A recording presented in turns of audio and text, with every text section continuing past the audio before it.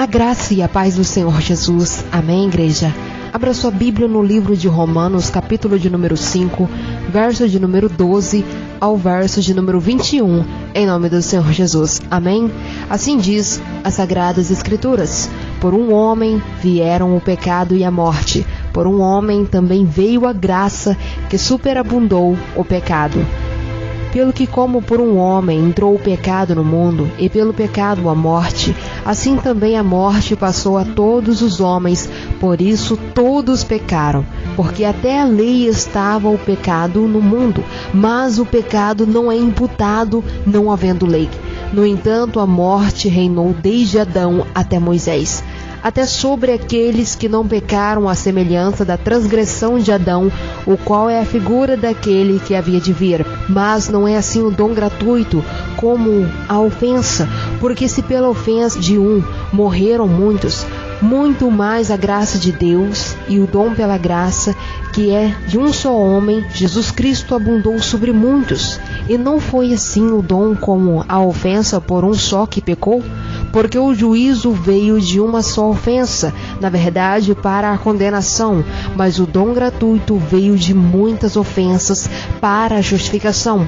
Porque se pela ofensa de um só a morte reinou por esse, muito mais os que recebem a abundância da graça e o dom da justiça reinarão em vida por um só, Jesus Cristo. Pois assim como por uma só ofensa veio o juízo sobre todos os homens para a condenação, assim também por um só ato de justiça veio a graça sobre todos os homens para a justificação da vida. Porque como pela desobediência de um só homem muitos foram feitos pecadores, assim pela obediência de um muitos serão feitos justos.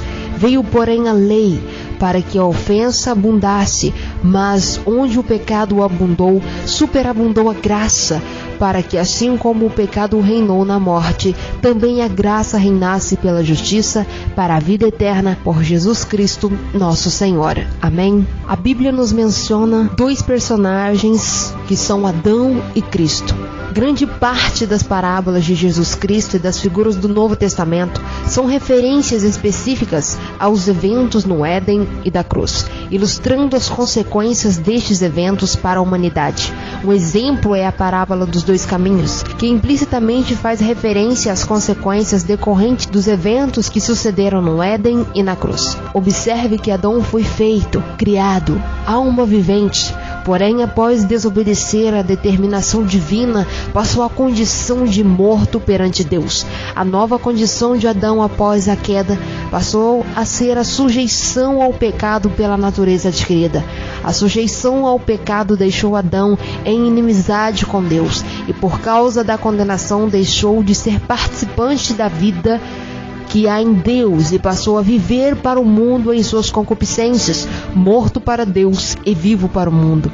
Todos os nascidos de Adão, nascidos da carne, vontade do varão e do sangue, passaram a condição de filhos da ira e da desobediência.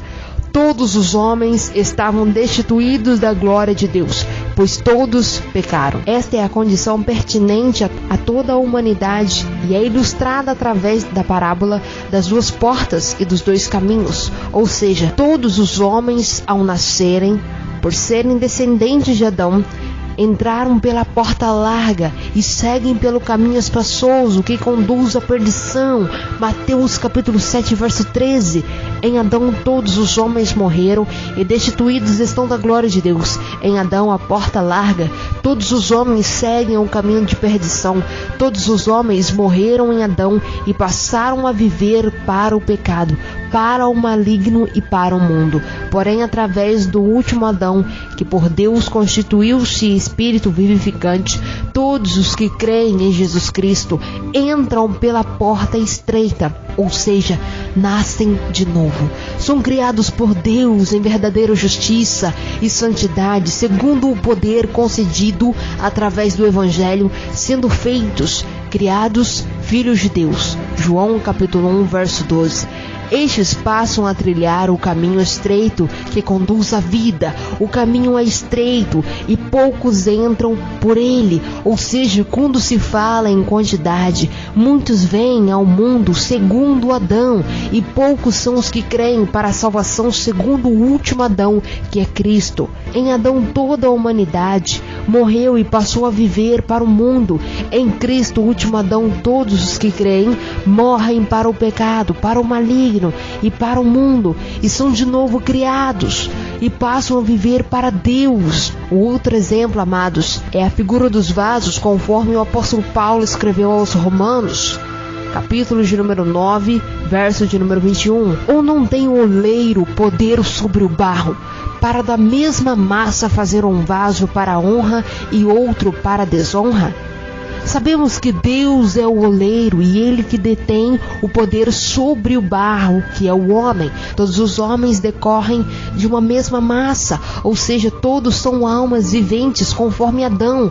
Todos os homens que vêm ao mundo são criados pelo poder de Deus, porém, por serem descendentes de Adão, todos são feitos vasos para a desonra. Todos os descendentes de Adão são vasos para a ira, preparados para a perdição. Através deles, Deus demonstra a sua ira e dá ao conhecer o seu poder, suportando-os com muita paciência. Deus chama cada um de nós, amados, pacientemente, os vasos preparados para a ira, a fim de torná-los vasos para a honra. Ou seja, o Evangelho é chamado de Deus a todos os homens nascidos segundo Adão. Todos os cristãos foram chamados por Deus, e neles são demonstrado o poder de Deus e as riquezas de sua graça. Todos os que são chamados e creem são salvos pela graça e a misericórdia de Deus, portanto, vasos para a honra. Observamos a palavra de Deus, amados, que tantos nascidos em Adão e nascidos em Cristo constituem-se em vasos e são formados da mesma massa, como afirma a carta de 1 Coríntios, capítulo 15, verso 46. Mas não é primeiro o espiritual, senão o natural, depois o espiritual. Quando criados, homens naturais passam a condição de escravos do pecado por causa do pecado de Adão. Percebe-se então que o grande diferencial é que os nascidos segundo Adão são vasos para a desonra e os nascidos em Cristo são vasos para a honra. Em nome de Jesus, que Deus abençoe a sua vida e que todos nós possamos permanecer firmes e fortes no caminho do Senhor, em nome de Jesus Cristo. Amém? Eu agradeço a oportunidade em nome do Senhor Jesus. Que a graça e a paz do Senhor, amados, esteja sempre com todos nós, em nome de Jesus. Amém.